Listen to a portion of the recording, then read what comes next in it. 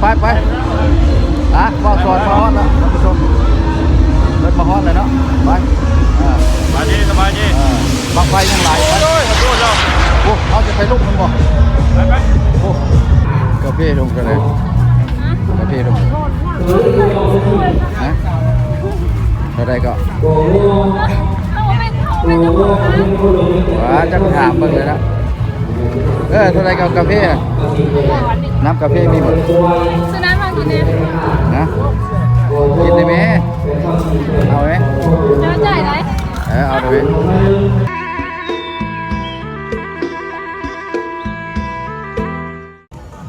สบายดีพี่น้องๆวันนี้สิพาพี่น้องมาเปลี่ยนบรรยากาศคือบุญบั้งไฟบ้านท่าแคพี่น้อง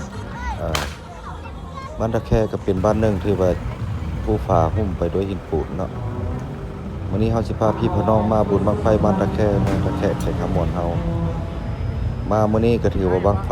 หลายเพิ่นว่าเนาะก็เปิดครัวเลยนำเลยเนาะคือครัวบ้านท่าแคไปติดตามเบิ่งไปติดตามชมกันน้องก็พี่ลงกันเลยไปติดตามเบิ่งมาสิเป็นนะเท่าใดก็จะถามเบิ่งเลยนะเท่าไรกับกาแฟน้ำกาแฟมีหมดซื้อน้ำมากินเนี่ยนะกินได้ไหมเอาไหมจะจ่ายไหมเอาได้ไหมเอาเลยจะเสียวน้ำเนี่ยจะจ่ายแล้ว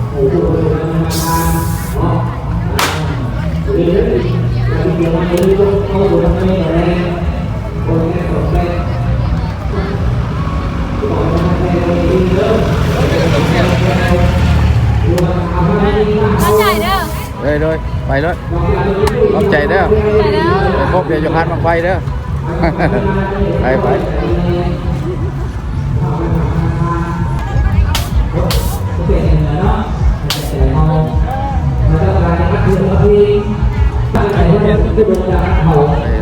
มากับคนไหน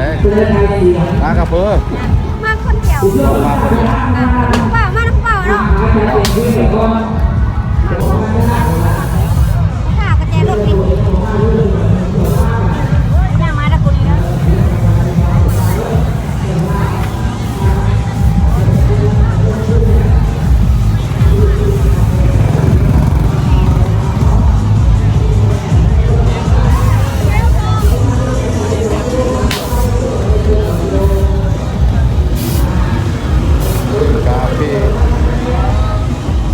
ซื้อน้ำเลย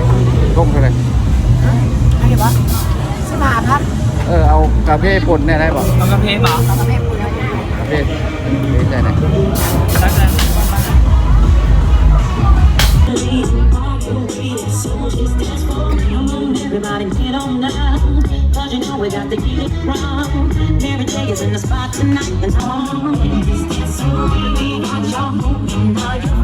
ได้เอาสักเอาโอ้ยแล้วที่พักปีจะออกเขาที่พักปีจะออกบางพวกตัวแรกตึกก็ตัวหกตัวเนาะตึกเอาเด้อตึกใหญ่กันแล้วตึกจนจัดโยมมาทั้งคืนทั้งไกลไม่ยังกับมากันจะมามีบอกเป็นเพลงในงานดูมันเองก็คือเรื่องของการหาวอนบัดนี้มาทำงานสากลเมื่อก่อนที่การไม่แก่ดูมาลุงเล่อยู่หัวกันไหนมาบัดนี้แน่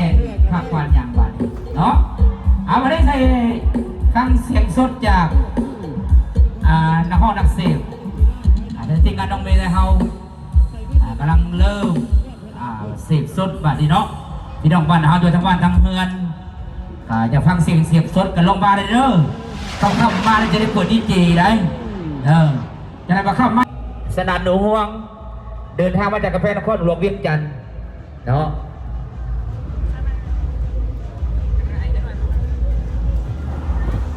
จุดนี้ก็คือออกจากวัด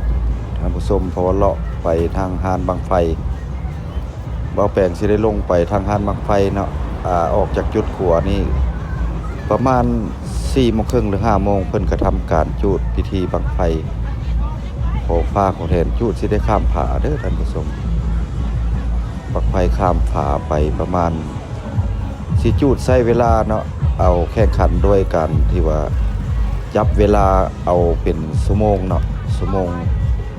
ไผนั่นตกก็ถือว่าบักนั่นที่บ่ไปไกลเนาะจุดข้ามไปทางด้านผาที่ว่าหลังหนองเท่าบักไฟกับบักไฟหมื่นขึ้นไปท่านผู้ชมเนาะผมมีบักไฟแสนเนาะบักไฟมื้อนี้หลายแน่นอนมื้อนี้เนาะผู้คนก็มาหลายท่านผู้ชมเนาะมาติดตามเบิ่งก็คือบุญบักไฟบ้านท่าแคก็เป็นบ้านที่ว่าสุดท้ายที่ว่าทำการเฮ็ดบุญบักไฟขอฟ้าขอฝนนำพญาแถนเนาะวันนี้ก็มาเก็บภาพถ่ายมา2ทีมงานกับพ่อบ้านพะเลาะแล้วก็นัดพบกับบ่าวสอนออนทัวร์แต่ว่าบ่ทันออกมาท่านผู้ชมสิได้รอท่าเพิ่นเนาะเพราะแปลงสิได้เก็บภาพถ่ายข้างทางให้พี่ให้น้องได้เห็นท่าคือว่าของกินของดื่มก็เทียบท่านผู้ชมเนาะที่ว่าข้าวหลามปิ้งไก่ก็มีตามประเพณีบ้านเฮาจุดนี้เฮาสิพาพี่พี่น้องลงไปเลาะทางบังไฟติดตามเมืองบังไฟสิมีบางใดแน่บ้านใดแน่เนาะสิมีบังไฟมาตะกอนหลวงเวียงจันทน์แล้วก็มาทางน้ำเมืองเลยก็ทางมหาไซยมราชก็มีการแข่งขันเข้ามาแข่งขันกันได้เนาะเอาลงไปเบิ่งไปลุ้นน้ำกันเบิ่งว่าสิขึ้นบ่หรือว่าสิไปไกลบ่เนาะ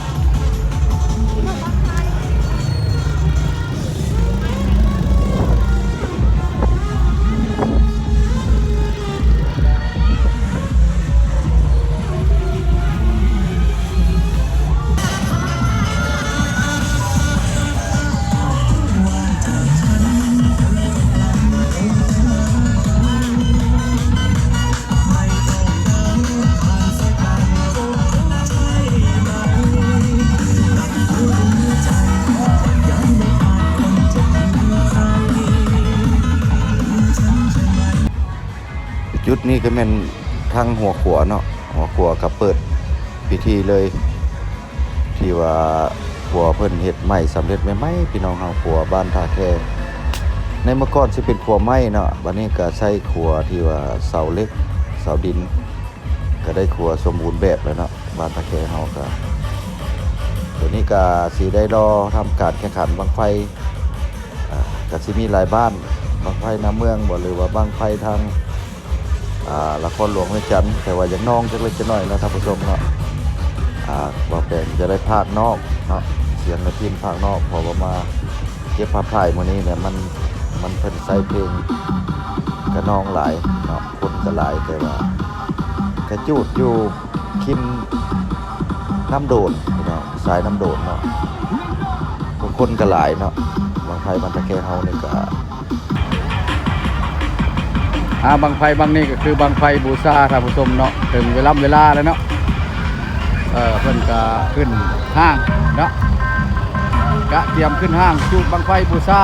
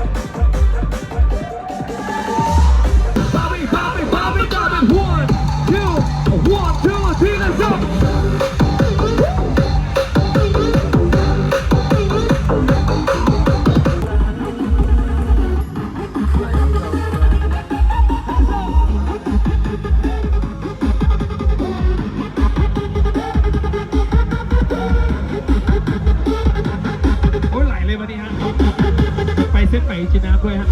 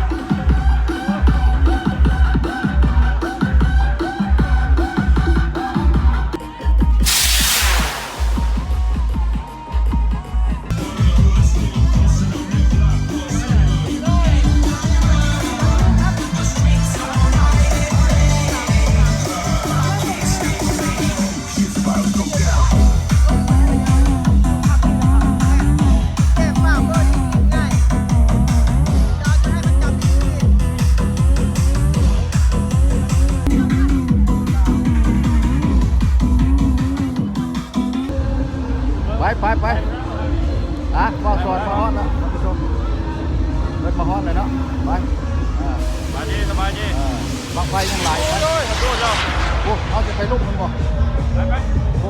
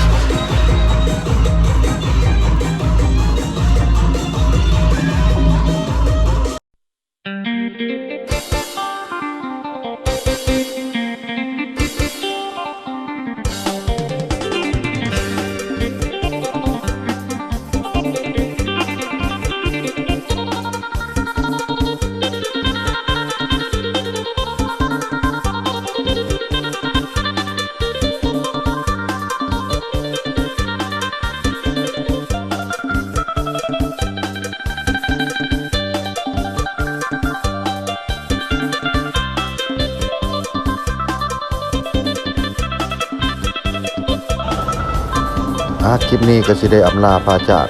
พ่อแม่พี่น้องเนาะปีหน้าปีในพบพ่อกันใหม่เนาะพี่น้องเฮาคือบุญบังไฟบ้านตะแคก็เป็น10บังไฟสุดท้ายแต่ว่าบังไฟในเขตนี้ก็สิยังแต่บังไฟบ้านดงน้อยแล้วก็บ้านดงมกไข่ก็ติดตามตอนต่อไปเนาะเพิ่นก็สิได้แจ้งคลิปนี้ก็สิได้ปิดคลิปไว้เพียงส่านี้เนาะ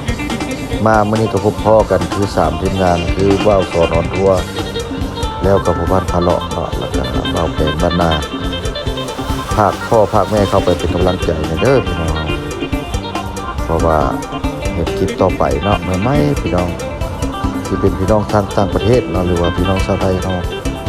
ก็เข้ามาชมคลิปใหม่ๆก็อย่าลืมกดตะไคร้หรือว่ากดไลค์กดแชร์ให้ช่องทางเบาแปลงบ้านนาคลิปนี้ก็สิได้ย่างออกมาทางด้านวัดเนาะไปเบิ่งทางด้านวงดนตรีนุ่มน้องเมย์ก็คือวงใหญ่วงดังท่านผู้ชมค่ำคืนสุดท้ายก็คือค่ำคืนแมลงนี้ก็เพิ่นก็สิได้อำลาพาจากอันนี้ก็คือบ้านท่าแคเมืองท่าแคแข่งขมวนเฮาก็บ่แล้วบ่อีกเนาะเข้ามาในวงดนตรีก็สิได้ปิดคลิปไปเพียงเท่านี้ไปก่อนพี่น้อง